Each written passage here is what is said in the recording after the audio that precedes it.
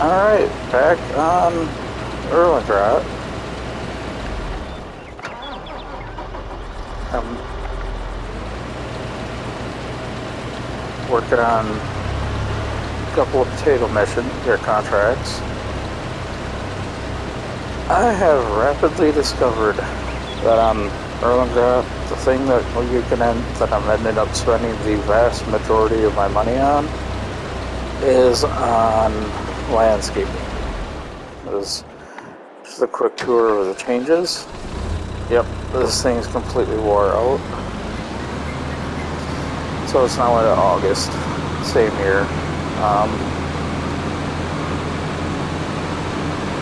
So far I have gotten one harvest of oats off of here.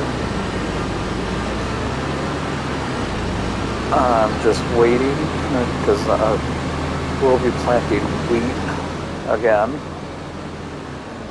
But you notice when I got the oats,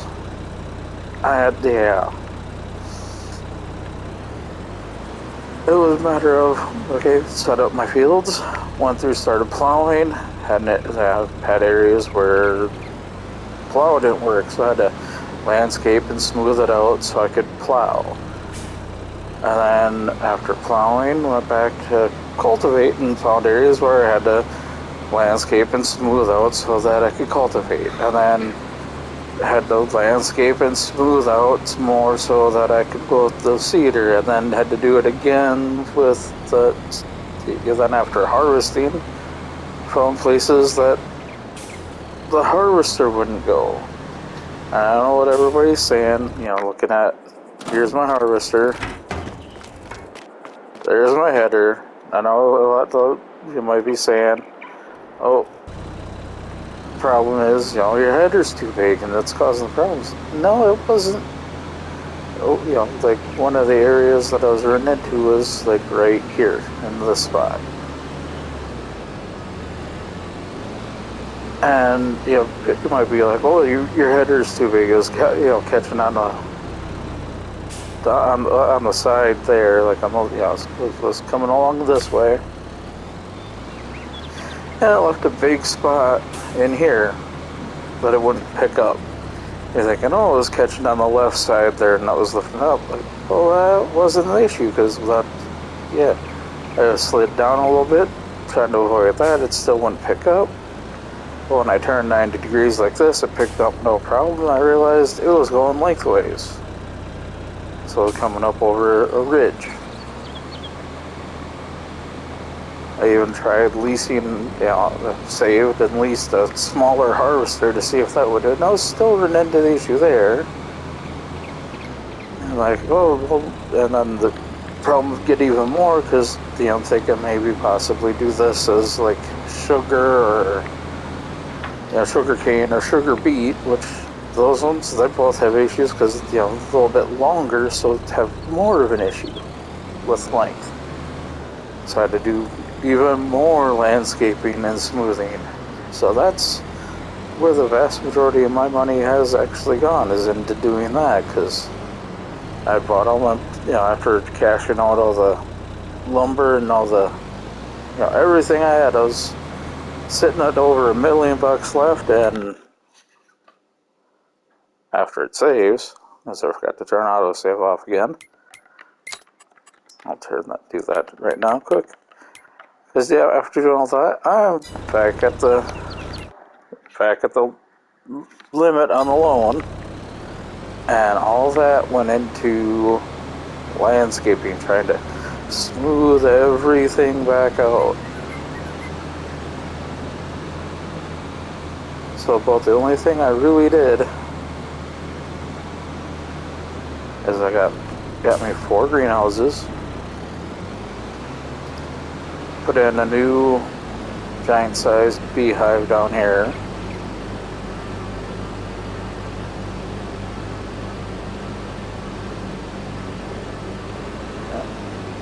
Yeah, I can see it right there.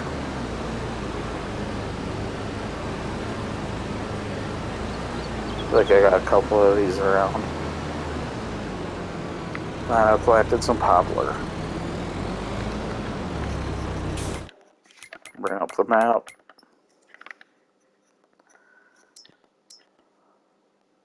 There you can see I got poplar. And I have a strip going all along here that I planted with the tree planter. That's that strip there. And then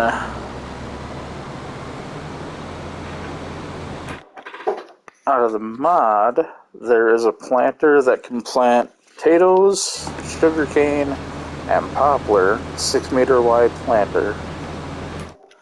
I use that to plant 20,000 a little bit here, along here, and up here. Now I got those planted about 6 months apart. So these ones are planted right at the beginning of the season. And this right here, I planted just now right at the end. With that planted there, that here, around up to there.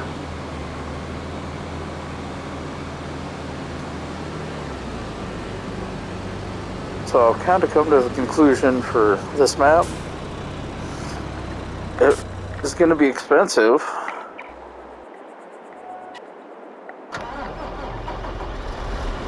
But pretty much anytime I buy a chunk of land and I'm going to put a field on it, I'm just going to figure out where my entry point's going to be. And I'm just going to level the whole area for that field. Gonna level the whole area of the field off to that area for the entry point, and then just kind of paint all the sheer edges as like a rock wall. You know, kind of do it like make it into like a plateau system.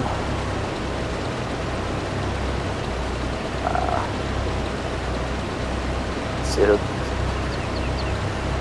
I've seen actual pictures and videos showing this in places in like Japan and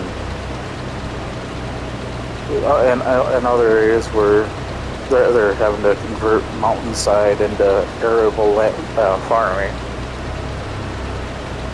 So that's kind of what I'm going to do. Just whenever I buy a piece I'm going to make a farm at, I'm just going to spend the ridiculous amount just to level off the whole area for my field and figure out how I'm going to plot it and all that, and then just level it all off and make a rock wall and call that good. I'm going to stop there because it's potatoes. And if anybody's done potatoes, they know you got to stop early, because if you keep going to 100, you end up losing some.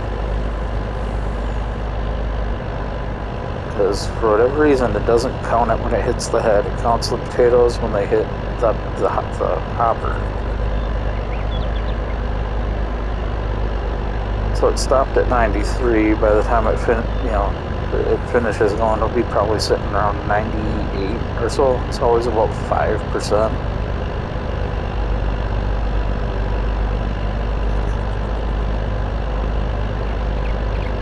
And somehow, in the process of all the stuff I did, I accidentally sold my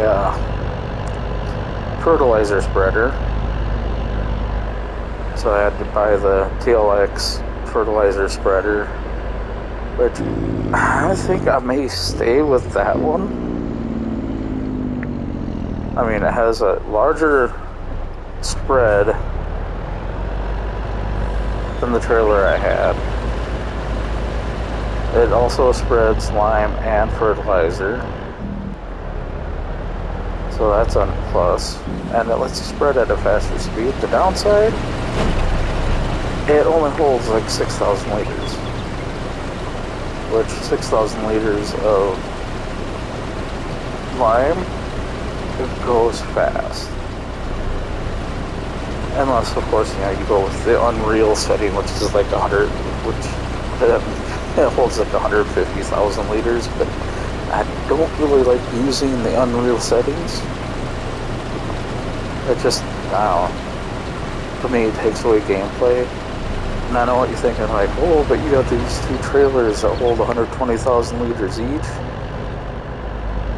But the thing is, I've actually done the math. I live in an area with a lot of farming.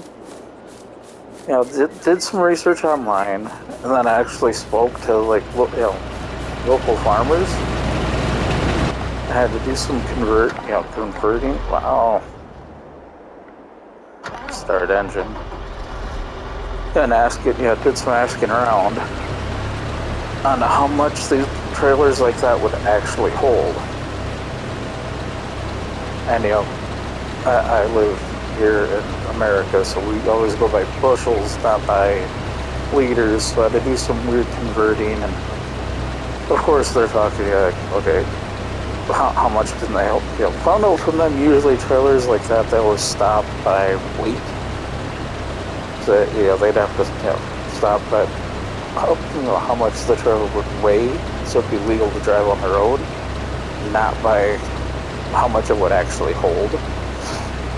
But a few, some of them, if they're doing short hauls to, their own farm or something like that, long story short, research I did online, I was finding, like 100,000 or so liters.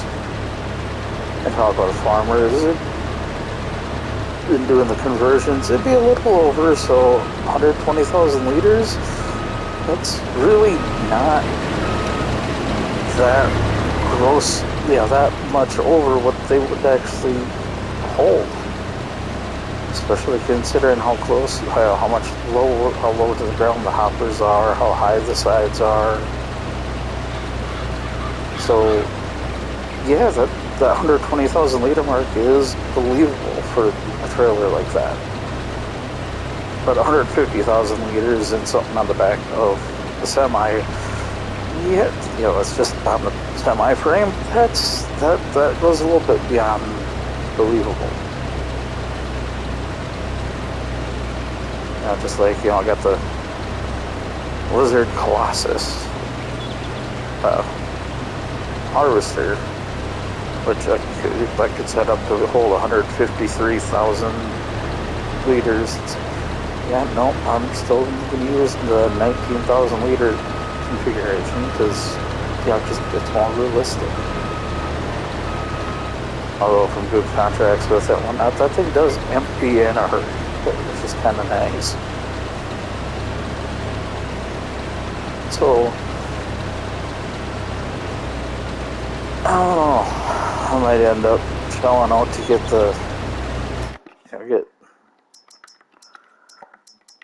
this one again. Get this one again, because this is the one I have. But 6,000 unless you get the 150,000 liter capacity. But that's for something like that just seems a little unrealistic. So I might end up shelling out to get this thing again.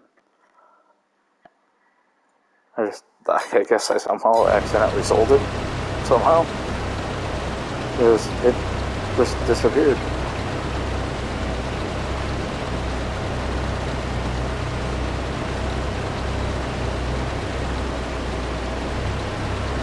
So,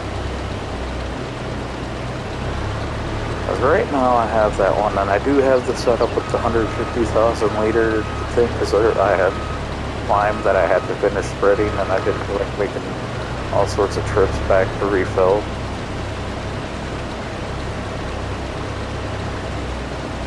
But I got some thinking to do on that.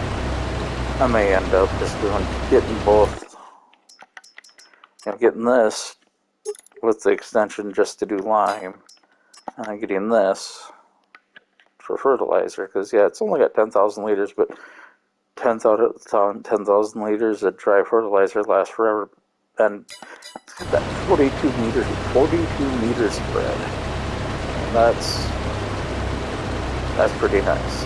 But cover a lot of ground with that.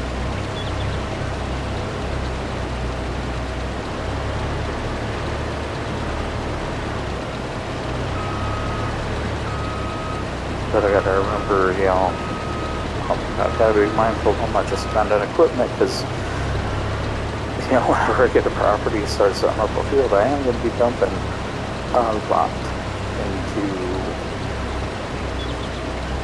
doing groundwork. So yeah, the going is still slow on this map, because a lot of money has been getting spent on landscaping just to make it all work. Like, I'm still looking at, like, I may end up doing, landscaping this area here. Just take this one to flatten it out and redesign how we got the fields.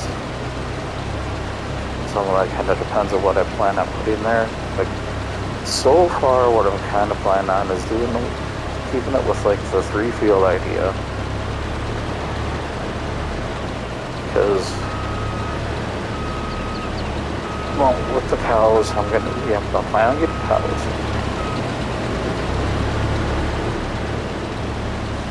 And with the cattle, I'll have slurry and manure, which I'll be able to take the slurry to the dryer to get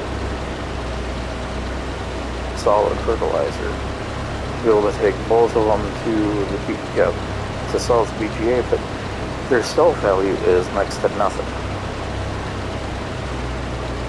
But if you buy the BGA, take it there and just get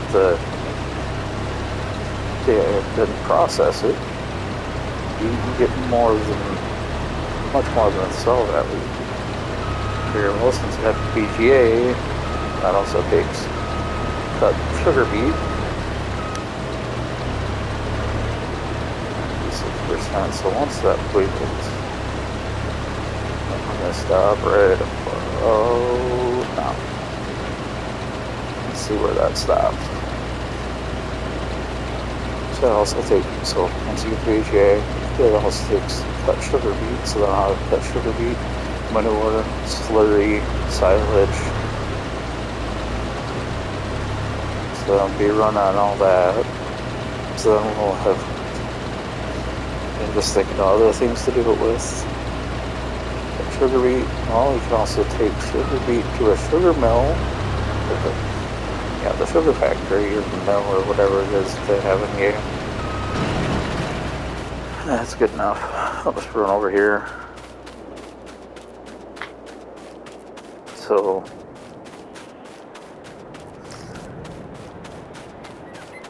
then have the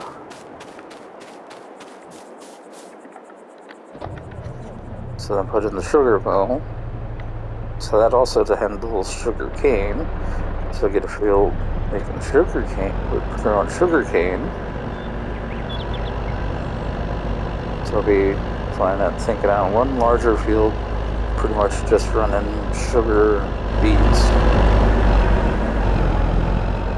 One field running sugar cane.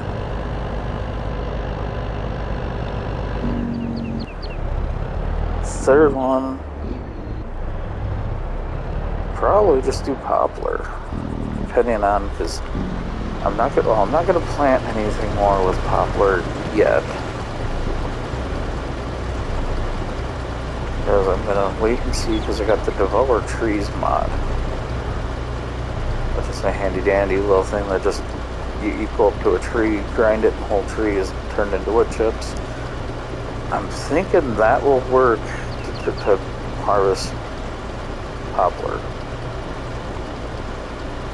That's why I'm doing this little experiment. But even if it doesn't, it's 110 grand to get those two, and the tractor I have, well, it might be easy. And this one here, it's 305 horse. It should handle those two. Because the one that runs it Yeah, I'm thinking that should probably it might run it.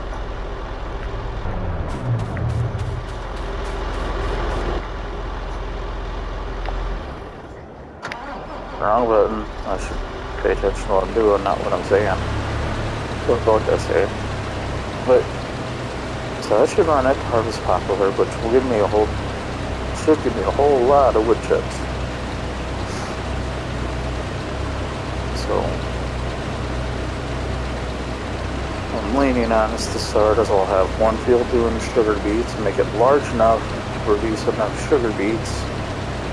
Keep the sugar mill going with sugar beet and cut sugar beet, and also keep the BGA going on cut sugar beet for the whole year. Have another field going with sugar cane and producing enough sugar cane every year to keep the sugar mill going. And have the third one set up to do poplar. Well, first they'll be doing whatever I need, probably to start with just doing wheat, giving me straw for TMR, and getting feed for my chickens that I'm gonna get.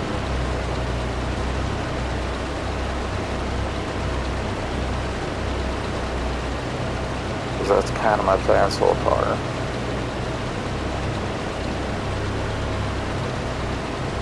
So I'm thinking that way. And then let's see here. Yeah, so I'm still thinking of going with that, but yeah, I'm gonna be forking out a lot of money on landscaping. But may end up, depending on how this last bit of landscaping goes, I may just say screw it and give up with making them to work like that, and either just slope the whole hill, slope the whole thing with the slope tool, or just plateau it. Then make one plateau for the sugar beet field, one plateau for the sugar cane field, one plateau for the third field. That's going to be whatever the heck I end up putting in it. Because I just plan out the way I'll get in, and yeah.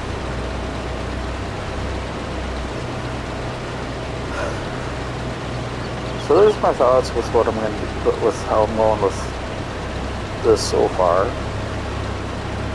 Just went along and harvested some potatoes. This is my second potato contract.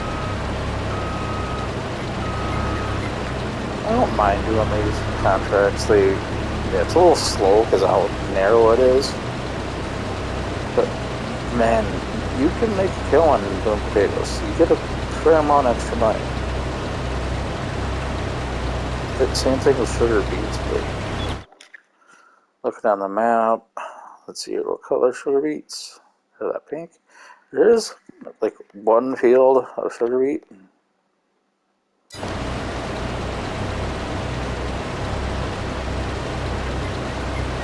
So, and yeah, I'm not planning. So my plan so far is I'm probably not going to buy any of these fields. I'm just going to buy the wide open land that's sitting all around me and then make that into useful fields.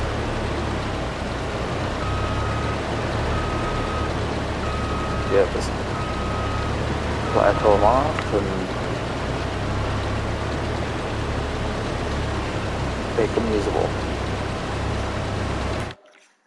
Yeah, I just got to figure out which way am I going to go. Am I going to purchase my way around like this, or am I going to purchase?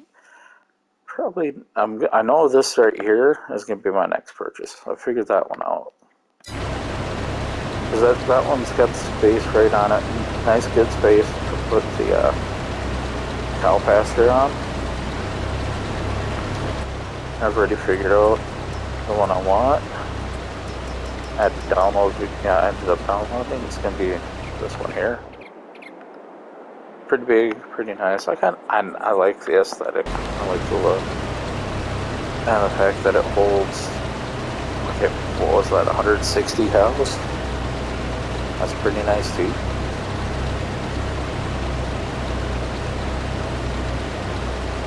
I might do a smaller one for home beef, yeah. And that one's just gonna hold dairy cows. I have not yet decided if I'm gonna bother with doing beef cows. I mean, yeah, you can make a killing on them, but I don't know. Okay, I think get that a little bit. Still undecided. You don't get any milk out of them, so all they do is cost until you sell. I mean, with dairy cows, you can sell them off when, you know, when they're no longer being productive. You can sell them off. Yeah. So I was gonna take the time and actually, somebody else has probably already done it and figured out the exact time, you know, exact age to sell them for the best profit analysis. But I'm gonna do it on my own, just track out month to month how much, you know, they produce and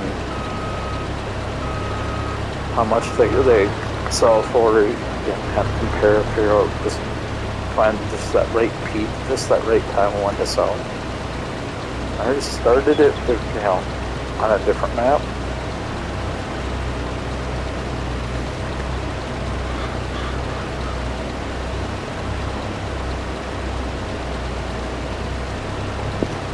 I already started, yeah, like, where was I? Oh, I just lost me some potatoes.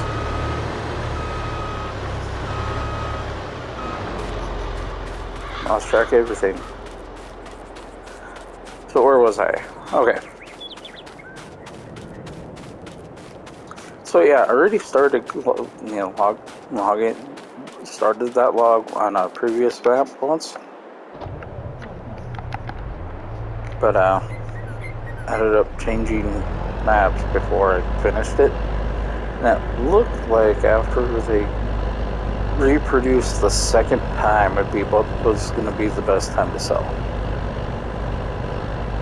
So, you know, get them at their most mature and have them, you know, so buy them when they're ready to reproduce, basically.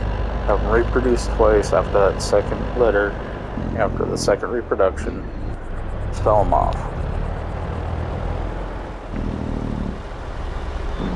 I just kind of keep that pattern going. And basically after that, every time that every time there's a younger one, yeah, keep going like that until it's full, basically. Speak of full, that's my delivery. Now keep doing that pattern until the cow barn is full. And once you're at capacity, just do it where once there's anytime there's a younger one is going to reproduce the next month, sell off the oldest batch, and yeah.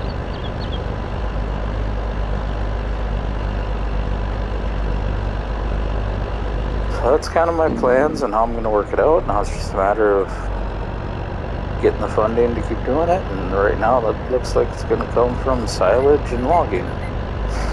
Got a whole bunch of new trees planted. I've already harvested some of them to take over for lumber, mostly, but just kind of planted a bunch of deciduous. And I've noticed every time I've planted those that if you just plant them with the spacing from the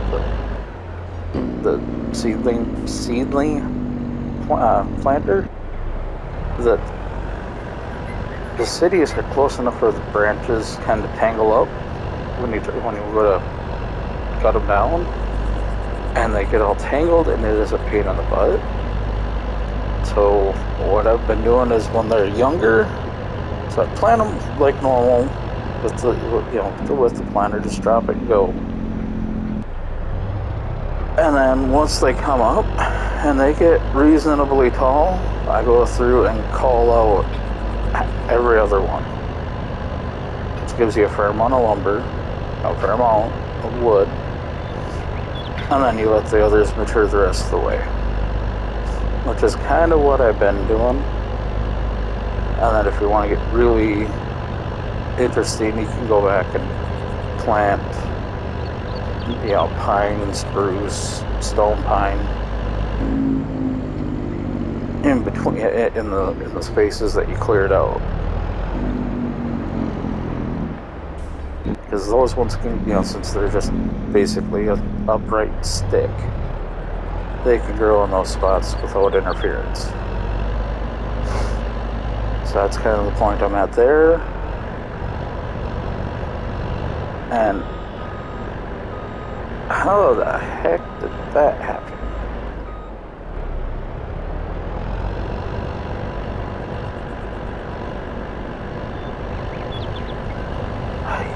Alright, now let's do a little dance. Wiggle our way through all this. Ooh, going fast.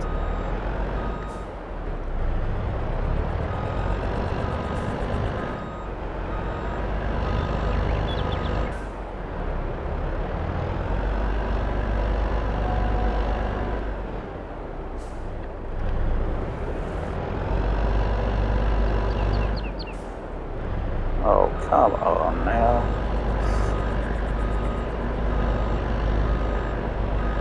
Of course, this would happen like now, and I'm recording this video.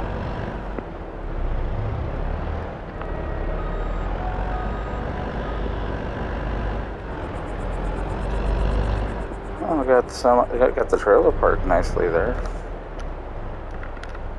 I'm just gonna have to do it this way.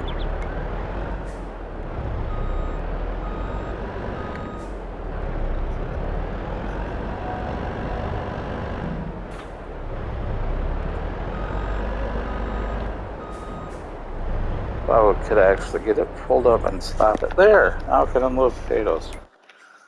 Because I got 2 contracts active. They both are at the supermarket, so there we go.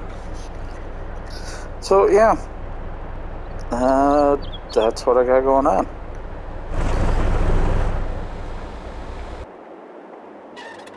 Although I will say I have discovered a use for this here.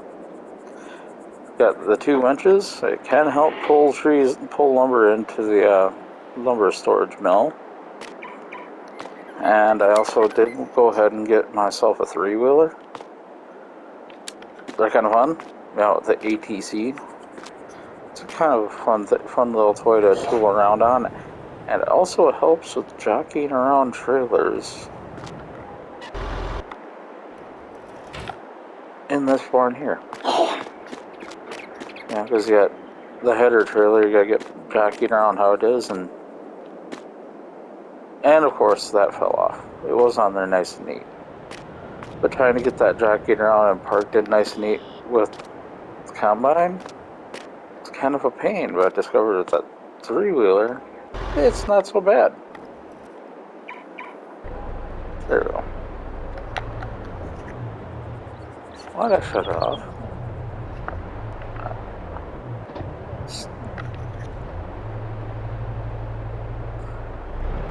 So, yeah. I'll be using mostly lumber and silage to make some money to get this farm up and running.